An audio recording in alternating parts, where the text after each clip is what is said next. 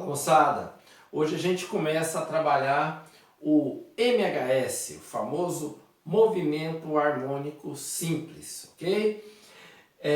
Pessoal, o que é um movimento harmônico? O movimento harmônico, ele é a parte da física que estuda os movimentos oscilatórios. E o que é um movimento oscilatório? Movimento oscilatório é todo movimento de vai e vem em torno de uma posição de equilíbrio. Exemplo. Se eu pego uma mesa, né, você pode fazer isso aí na sua casa. Pega uma mesa, põe uma régua em cima dela e deixa parte da régua para fora. Segura um pouquinho da régua e solta. O que vai acontecer? Ela vai ficar oscilando aqui, ó, em torno da posição de equilíbrio. Isso é um movimento oscilatório. Nós não vamos estudar esse, porque com o tempo aqui ele para. A gente chama isso de movimento oscilatório amortecido, tá? Não é campo de estudo aqui do ensino médio, ok? O pêndulo simples, né? O que é o pêndulo simples? Peguei um objeto aqui, né? Se eu deslocar ele aqui por um barbante e soltar, ele vai ficar oscilando em torno da posição de equilíbrio. Então, isso aqui também é um movimento oscilatório. Esse nós vamos estudá-lo, vai ser o primeiro que a gente vai ver, tá? E também vem depois o chamado sistema massa-mola, que costuma dar um certo trabalhinho matemático que o aluno do ensino médio normalmente ele tem uma certa dificuldade, até porque a gente mistura ele depois com aspectos trigonométricos, tá? Mistura o movimento circular e um pouco de trigonometria, que é necessário para entender esse movimento, tá?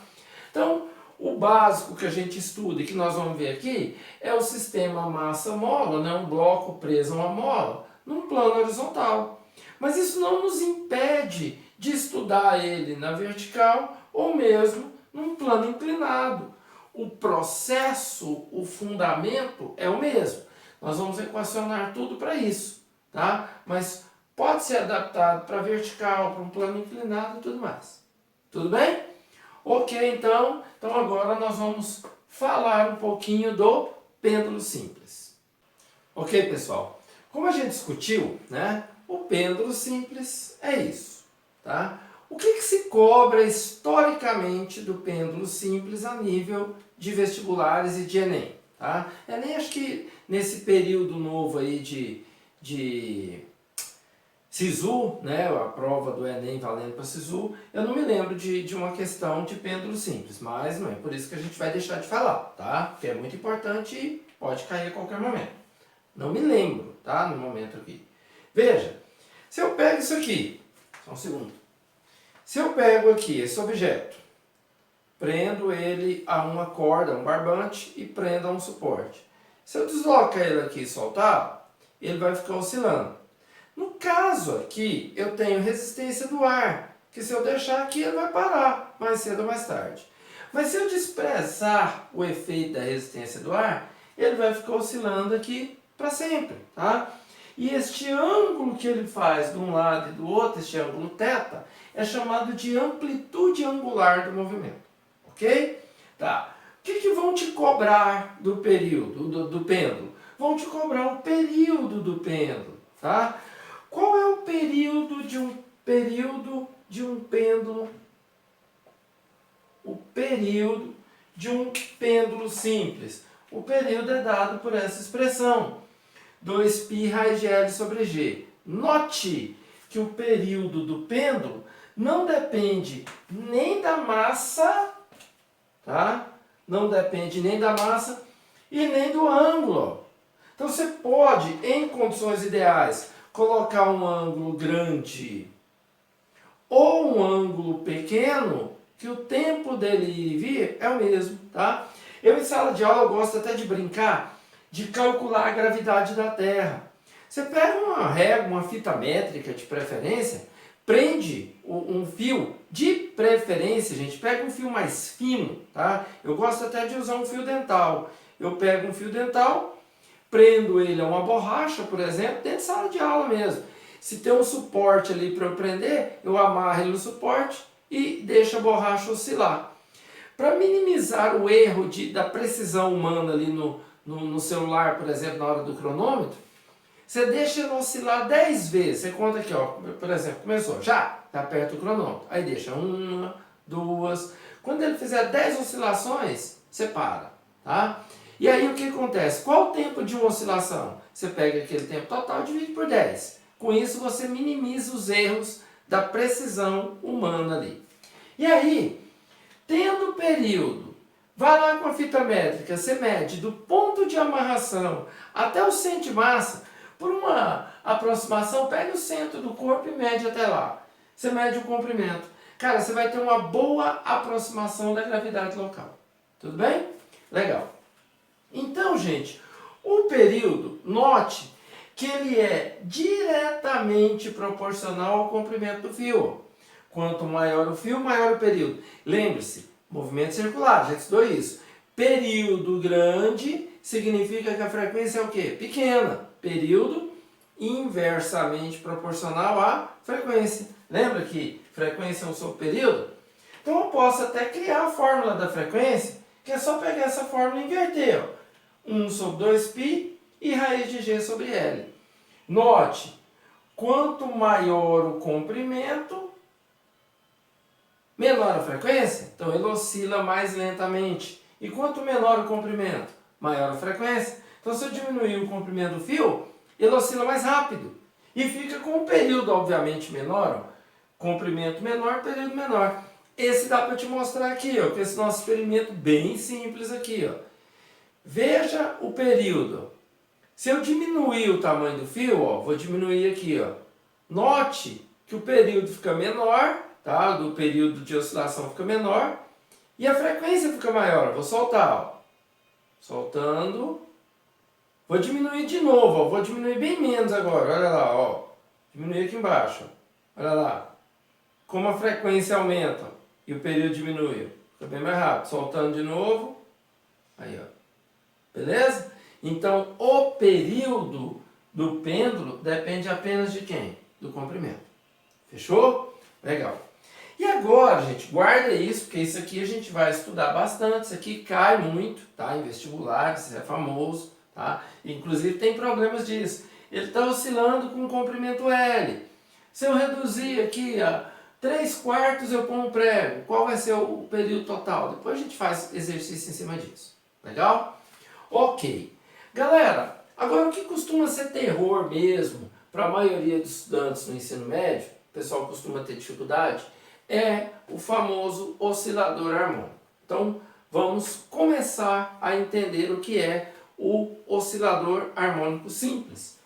O oscilador harmônico simples é um sistema massa-mola, onde este bloco pode deslizar sobre esse plano totalmente o quê? Sem atrito. Se eu não tenho atrito nem com o piso e nem com o ar, e essa mola é uma mola ideal, o que acontece? Se eu pego esse bloco e desloco ele aqui uma certa posição A e solto ele no repouso, o que acontece? Daqui para cá ele ganha velocidade, e aí daqui para cá ele vai começar a comprimir a mola até parar. E ele vai ficar neste vai e vem, que é o movimento oscilatório, também para sempre. E aí, gente, pensa comigo. Aqui, vamos pensar em energia, que eu vou falar depois, mas já dá para você analisar assim. Se eu desloquei ele aqui, ele tem uma energia potencial, que ele vai transformar em cinética e depois em potencial de novo. Como não tem atrito e não tem perda de energia, se aqui a deformação da mola era A, aqui a deformação também vai ser A. Então ele vai ficar entre esses pontos que eu estou chamando de menos A e mais A. Quem que são esses pontos menos A e mais A que o bloco vai ficar oscilando? São chamadas de amplitudes do movimento. Beleza? Legal. E agora nós vamos para a primeira equação do oscilador harmônico, que é a aceleração do oscilador harmônico. Certinho? Só um segundo. Ok, galera? Vamos lá então. Como que a gente calcula a aceleração no oscilador harmônico simples? Bom, vamos pensar, está aqui o bloco, eu puxei ele aqui e soltei o bloco, certo? Bom, 0 é a posição de equilíbrio dele, aqui você pode ver a mola está esticada. Quais são as forças que atuam no bloco? Tá? Peso, normal e força elástica. Lembre-se, diagrama de corpo livre, você sempre desenha as forças que o bloco recebe. Tudo bem? Legal. Gente, tem movimento no eixo Y? Não. Se não tem movimento, normal e peso se anulam, qual força que sobra para ser a força resultante? Só a força elástica. Então a força resultante igual à força elástica. Fórmula da força resultante: massa vezes aceleração. Só a aceleração é com A. Gente, aqui a gente vai usar a letra alfa para aceleração, para não confundir o A de aceleração com o A de amplitude. Tá? Vez por outra aparece em exercício o A de amplitude minúsculo. Aí para não confundir com o A, a gente usa o alfa. Tá bom? Podia ser outra letra, Rho, sei lá, qualquer letra aí, tá? É mais comum o alfa. Legal. Fórmula da força elástica: menos Kx. Pode olhar lá na aula 3, tá? de Leis de Newton, parte 3, eu falo dessa fórmula lá, tá? Explico quem é quem aqui. K é a constante elástica da mola. O que significa essa constante elástica? É a resistência à deformação. Quanto maior a constante, mais dura, mais difícil é de deformar a mola. E o X é a deformação, tá bom? Quer dúvida, você olha lá na aula 3 que você vai tirar essas dúvidas. Na Leis de Newton, parte 3. Ok. Então, gente, isola o alfa, né? Passa o M para o lado de cá. Quem vai ser a aceleração? Menos Kx sobre M. Legal. Agora eu tenho uma pergunta. Então, no movimento oscilatório, né, no movimento do oscilador harmônico simples, tem aceleração, correto? Correto. Aí você vai me falar, então, professor, se tem aceleração, este movimento harmônico que o senhor está propondo, ele é um movimento uniformemente variado? Responda essa. Ele é uniformemente variado, sim ou não? Resposta: não. Por que não? Ué, se tem aceleração, a velocidade muda. Sim. Só que, olha o nome. Você pode voltar lá e assistir a aula de movimento uniformemente variado. Uniformemente variado significa constantemente variado. Lá, a velocidade muda. Só que a taxa de variação da velocidade é constante, ou seja, a aceleração é constante. E aqui, ó, a nossa aceleração, ela é variável. Então, esse movimento aqui, ele é um movimento variado. Ele não é uniformemente variado. Por quê? Porque a aceleração depende do x. Muda o x, muda a aceleração. Lembrando que o K é constante, no caso aqui a massa do bloco também é o quê? Constante. Fechou? Gente, se eu tenho então uma aceleração variável, eu posso pensar nos máximos e mínimos valor dessa aceleração. Qual é o menor valor que a aceleração vai ter? Obviamente quando o x, tá? Quando o x for quanto? 0. Então no ponto de equilíbrio da mola, a deformação é 0, a aceleração é 0. A mola, o bloco não está acelerado. Legal? E quando que a aceleração é máxima? Quando eu tiver os máximos valores de x. Então tá aqui, ó. Quando que eu tenho aceleração máxima? Para os máximos valores de x. E quais são esses máximos valores de x? Eu os chamo dos pontos de amplitude, que são os pontos mais ou menos a. Tá? Muita gente chama de aceleração máxima e aceleração mínima. Eu gosto de chamar de aceleração máxima positiva e máxima negativa. Tá? Então, se eu colocar no lugar do x os valores mais ou menos a, ó, menos vezes menos, mais, menos vezes mais, menos. Então, a aceleração máxima que ocorre nos extremos, tá, gente? A máxima aceleração é quando a força elástica for máxima. Então, a máxima aceleração que ocorre nos extremos vai ser dada por isso. Obedecendo a trajetória, tá? Pode olhar, ó. Olha aqui. Quando eu tiver deformações negativas, para valores de x negativo, negativo do x com negativo da fórmula, há acelerações positivas nesse trecho. Porque neste trecho, a mola faz força para a direita. Então a aceleração é para a direita, a favor da trajetória, aceleração positiva. Nesses trechos aqui, ó, o x é positivo com o negativo da fórmula. Em qualquer ponto, indo ou voltando, a aceleração nesse trecho vai ser o quê? Negativa. Certinho?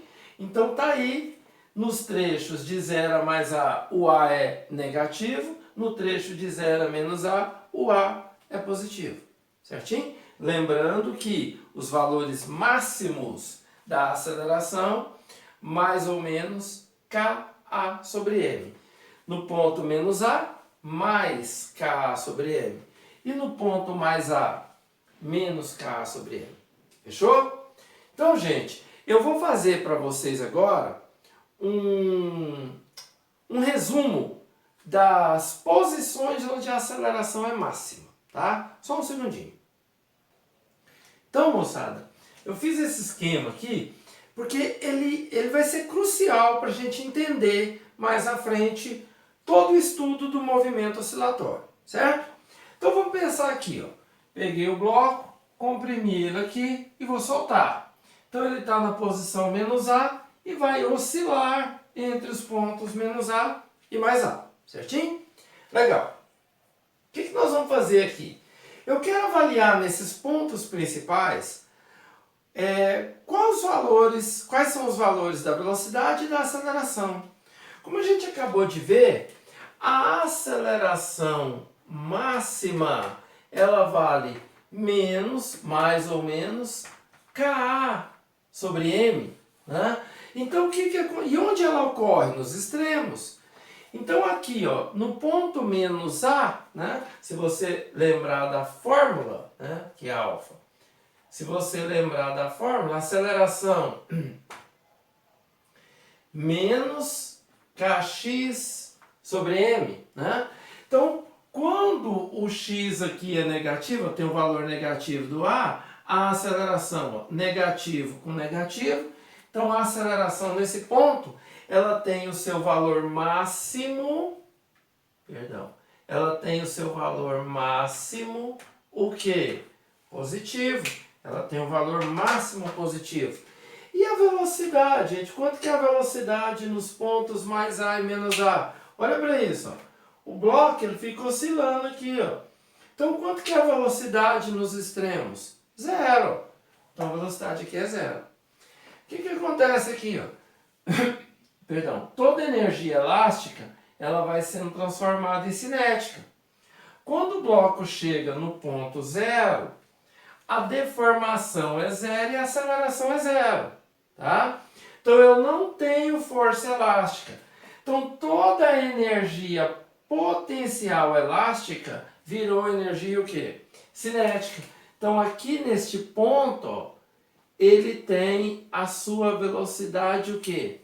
Máxima. Como que você pode afirmar isso, professor? Veja, daqui para cá a mola está empurrando, ele está ganhando velocidade, ganhando velocidade.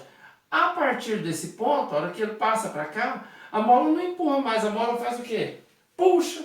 E se a mola puxa, ele vai começar a desacelerar. Então, no ponto zero, nesta situação, quando ele vem do menos A para o mais A, ele tem a velocidade máxima, o que? Ele tem, aqui nesse ponto, né, perdão, neste ponto, a velocidade dele é o que? É a máxima positiva, porque está a favor da trajetória. E quanto vale a aceleração neste ponto? Zero. Por quê? Porque o x é zero. Legal? Depois, quando ele chega no ponto mais A, quanto que vale a velocidade, gente? Zero. Ele para voltar. E a aceleração? É a máxima, só que agora o que? Como ele está acelerando contrário à trajetória? É a máxima negativa. Pode olhar que aqui, ó, o x é mais A, mais com menos, menos. Então fica o menos K sobre M. É a máxima aceleração, só que agora o quê? Negativa. Como eu já disse, alguns autores chamam ela de aceleração mínima. Eu gosto de falar máxima negativa. Tá bom? E, obviamente, voltou aqui, ó. Daqui para cá ele começa a ganhar velocidade de novo e daqui para cá ele freia. a mola começa a frear ele. Então, neste ponto, o que ele tem de novo? Ele vai ter novamente a velocidade o quê? Máxima. Só que agora, esta velocidade máxima é o valor máximo, só que o quê? Negativo. Como eu disse, algumas pessoas chamam de valor de a velocidade mínima. Eu gosto de falar máxima negativa. Tá bom? E, obviamente, o x é zero. Quanto que é a aceleração aqui? Zero. E se você olhar bem, quando ele volta para o ponto menos A, ele voltou para o começo. Então, a velocidade é zero e a aceleração voltou a ser o quê? A máxima positiva. Certinho? Então, gente, guarda este movimento completo, tá? Nos pontos mais A e menos A, a aceleração é máxima e a velocidade é zero. No ponto x igual a zero, a aceleração é zero e a velocidade é o quê? Máxima. Máxima positiva, máxima negativa. Aceleração máxima positiva, aceleração máxima negativa. Guarda isso, porque isso vai ser muito importante para o restante da matéria. Ok? Então, um grande abraço. Próxima aula a gente vai falar da energia do oscilador. Certinho? Grande abraço. Tchau, tchau.